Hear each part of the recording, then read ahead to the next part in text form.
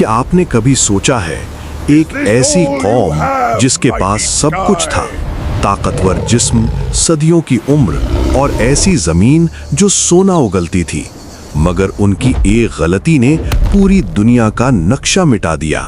یہ کہانی ہے 950 سال کی اس صبر کی جسے دنیا نے مذاق سمجھا۔ یہ داستان ہے اس عذاب کی جس نے پہاڑوں کو بھی ڈبا دیا۔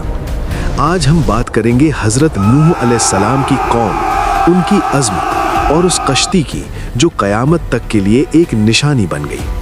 تیار ہو جائیے کیونکہ آج کی ریسرچ آپ کو پرانی تاریخ کے ان پنوں پر لے جائے گی جہاں سے انسانیت کا نیا جنم ہوا۔ حضرت آدم علیہ السلام کے بعد انسانی تاریخ کی سب سے پرانی قوم بابل یعنی ماڈرن ڈے عراق میں بسی تھی۔ ریسرچ بتاتی ہے کہ ان لوگوں کا قد آج کے انسانوں سے کئی گنا زیادہ تھا۔ ان کے پاس ہر نعمت تھی لیکن ایک چیز نہیں تھی، ہدایت۔ شرک کی شروعات۔ ان کی بربادی کی وجہ شرک تھا۔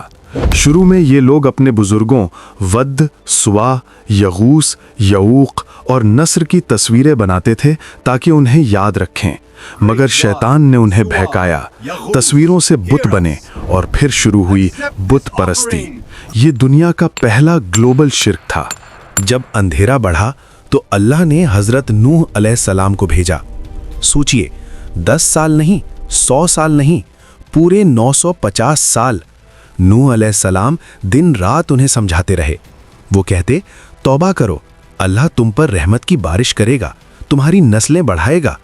مگر قوم کا تکبر دیکھیے، جب وہ بولتے لوگ کانوں میں انگلیاں ڈال لیتے، وہ کشتی بناتے تو لوگ ہنستے ہوئے کہتے، نوح کیا تم نے نبی سے بڑھی کارپینٹر بننا پسند کر لیا؟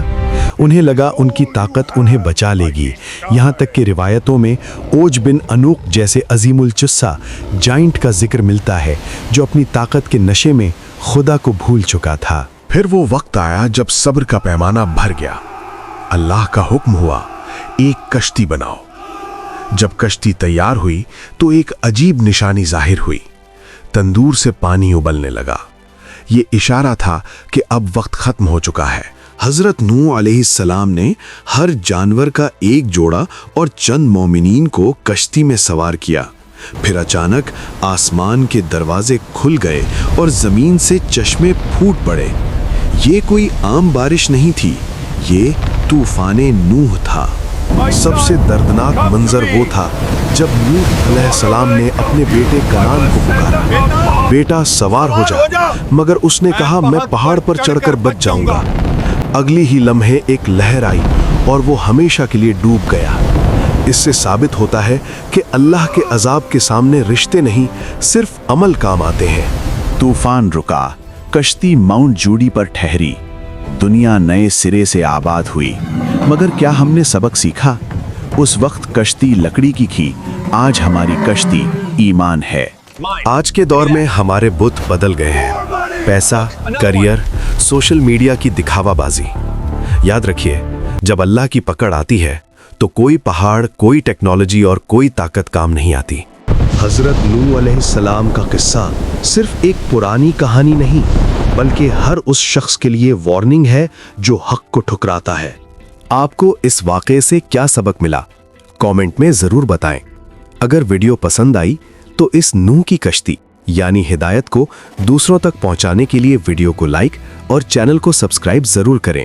ملتے ہیں اگلی ویڈیو میں حضرت ابراہیم علیہ السلام کی واقعہ۔ تب تک کے لیے اللہ حافظ۔